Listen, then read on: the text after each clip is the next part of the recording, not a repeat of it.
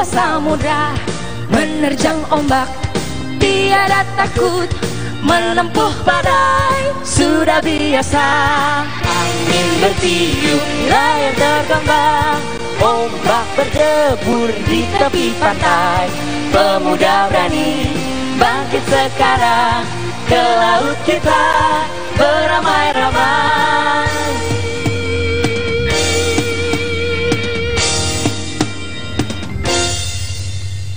Lihatlah sebuah titik jauh di tengah laut, Semakin lama semakin jelas bentuk rupanya.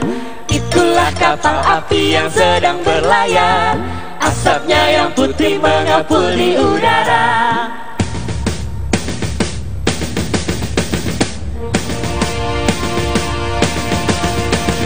Nenek moyangku seorang pelaut, gemar mengarung luas samudra, menerjang ombak, tiada takut, menempuh badai, sudah biasa.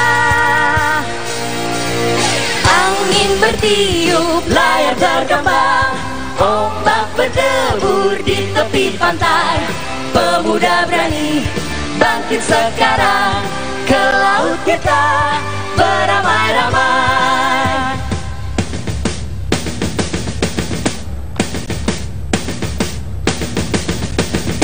Lihatlah sebuah titik Jauh di tengah laut, semakin lama semakin jelas bentuk rupanya.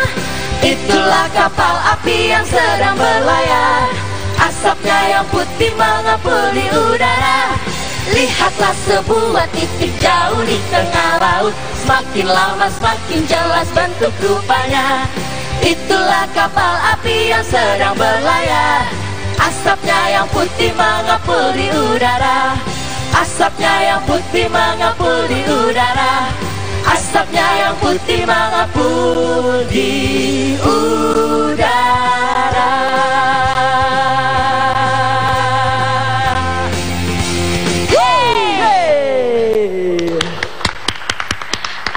Akhirnya bergabung juga yang dari tadi menghibur di Wisma Nusantara ini. Oke, silakan duduk. Sinian. Ya pemirsa, saat ini saya sudah ditemani oleh Popzel dan publisisnya Mbak Moza Paramita. Halo, saya kenalan dulu. Dini. Halo Ian. Dini, oke. Ian, Andra, Sarah dan Natali dan Mbak Moza. Wow, Halo. kalian usianya rata-rata pasti sudah ya remaja sudah lewat ya, bisa dibilang dewasa. Tapi udah punya ya. Oke.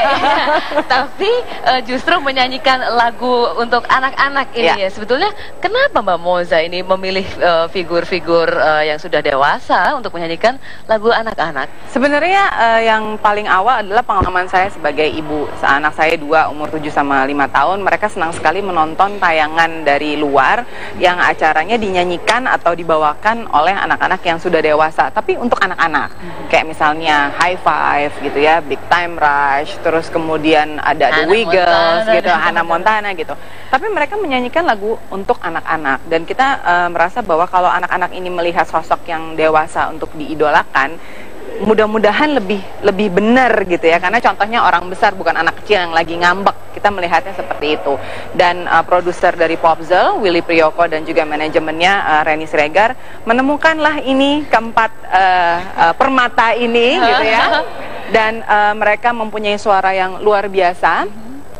Kemudian juga kita istilahnya diisi gitu kan dengan public speaking juga, psikologi anak juga kita ajarkan. Berarti nggak sekedar menyanyi juga. Nggak sekedar menyanyi. Mungkin mereka boleh ceritain nih kali Dini ya, apa ya?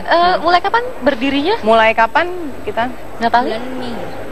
Mei 2011, jadi masih baru. Sebetulnya bagaimana? Ini kalian ikut audisi kabarnya ya? Ini bisa diceritakan sedikit audisinya, Natali? Awalnya kita tahu dari sebuah sosial media, Twitter, ya. Terus kita tertarik buat mau nih ikut audisi gitu.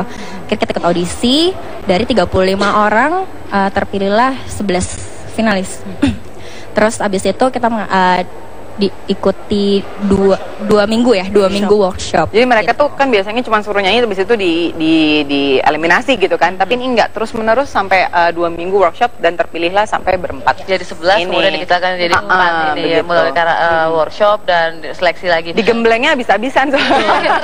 Bisa diceritakan ini proses penggemblengannya kalian untuk menghibur anak-anak ini, Sarah? Ya, jadi kita proses audisi sampai workshop itu dia ada 3 minggu.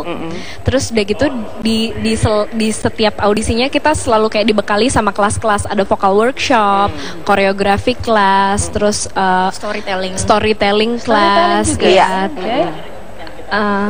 terus ada life coach juga, psikologi. Jadi itu kayak ngembangin lebih ke psikologi kita, terus dan kayak personality kita lebih dibangun lagi untuk engaging sama anak-anak. Udah pede tapi nggak boleh overconfidence. Betul. Oke.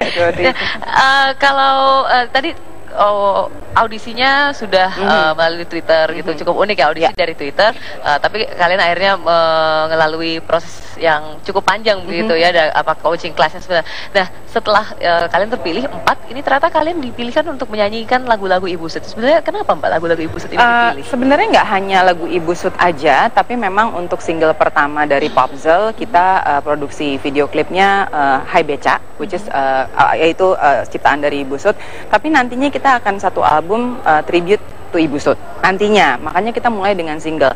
Nggak hanya lagu Ibu Sud, tapi kalau untuk show gitu kan, untuk penampilan atau pertunjukan, Popzel ini justru digempur sama produser sama manajemennya untuk coba panggung. Biasanya kan kalau belum apa-apa nggak nyoba panggung, atau album belum ada nggak nyoba panggung, mereka justru kita geber di panggung. Kenapa? Karena mereka supaya punya pengalaman untuk berinteraksi langsung dengan audiensnya, yaitu anak-anak. Kalau misalnya remaja atau istilahnya orang dewasa disuruh tepuk tangan, dia tepuk tangan. Kalau anak-anak dia nggak suka, dia diem aja, ya kan? Gitu. Lebih jujur gitu. Mungkin Andra boleh cerita pengalamannya kalau pengalaman show. Setelah dalam show gitu, ada kesulitan nggak sih ketika kalian engage dengan anak-anak? Sebenarnya sih kalau kesulitan itu tadi ya, dengan anak-anak kecil yang terlalu jujur mungkin dan polos kan.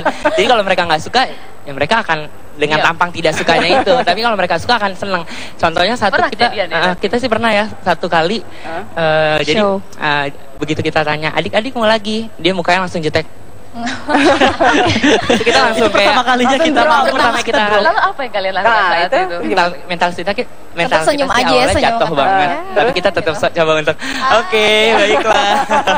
Justru tantangan sih buat kita, karena pernah juga ada yang penonton audiens kita yang anak-anak kayak yang whatever gitu-gitu sudah menghadapi yang sudah itu yang sudah merasa besar. Dan cara ngatasinnya mungkin ya gimana? Cara ngatasinnya ya pede aja sih sebenarnya sama apa yang kita bawain. Terus ya lebih sekarang jadi kita lebih nggak cuma bernyanyi tapi ngajak mereka main, misalnya ke atas panggung, terus nyanyi bareng-bareng. Jadi mereka lebih aktif ikut sama kita di panggung gitu. Sempat tapi kan pasti ada anak-anak yang diajak main tapi nggak mau, murung gitu. Itu gimana ngadepinnya? Iya itu tantangannya sebenarnya. Gimana kalian menghadapi tantangan itu?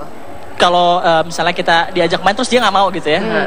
Terus gimana, Ndra? Jadinya Andra nih yang jago. Kita paling kayak samperin, ayo. Terus mereka kan yang otomatis kayak menolak gitu. Terus karena kita tarik ya udah otomatis dia ikutan untuk nyanyi. Pakai hadiah. Oke, trik lama itu ya. Utamanya hadiah. Nah, ini pertanyaan terakhir ya Mbak Moza. Kalau Mbak Moza tadi bilang bahwa saat ini fenomenanya anak-anak kecil justru menyanyikan lagu-lagu orang dewasa gitu. Targetnya dari Popzel ini kan justru kita orang-orang dewasa yang mengembalikan masa muda, masa kecil anak-anak. Jadi gini, kira-kira apa langkah yang akan ditempuh? Yang pertama ini kita mulai dengan satu single dengan kita taruh di YouTube gitu ya.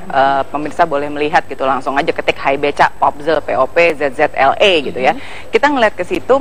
Tadi aja kita putar di sini, semua yang ada di sini tuh langsung pengen ikutan ceria. Jadi memang kita pengen mengembalikan keceriaan anak-anak kepada anak-anak melalui orang tuanya, melalui para eyangnya gitu kan, karena memang sudah hampir tidak ada. Kita mau mengembalikan itu, dan cara kita waktu kita bernyanyi, let's say misalnya di mall, kita pergi ke mall, itu dari berbagai lapisan, melihat mungkin dari jauh, nggak usah mendekat, tapi bisa menikmati bersama-sama. Jadi niat kita adalah, ayo kita kembalikan keceriaan anak Indonesia dengan gaya anak-anak bersama Popzel. Itu kalau yang kita bicara di mall, mereka yang bisa ke mall, anak-anak kecil yang bisa ke mall. Kemudian bagaimana anak-anak yang kurang beruntung yang mungkin orang tuanya tidak sempat membawa mereka ke mall atau bahkan tidak bisa mempunyai akses ke sana gitu, Mbak. Bagaimana cara Popzel bersyukurnya kita mulai dengan Popzel ini selain pertunjukan, tapi mereka juga kita bawa untuk kegiatan sosial.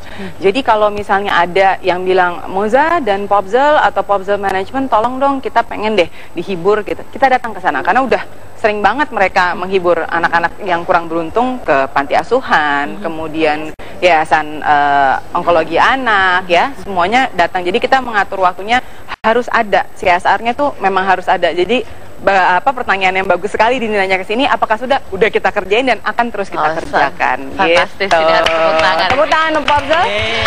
Ya, semoga kabarnya akan meluncurkan album juga begitu ya. Insya Allah, silakan sekarang dinikmati dulu singlenya.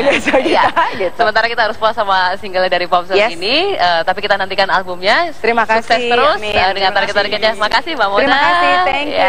Selamat pagi. Thank you. Ya.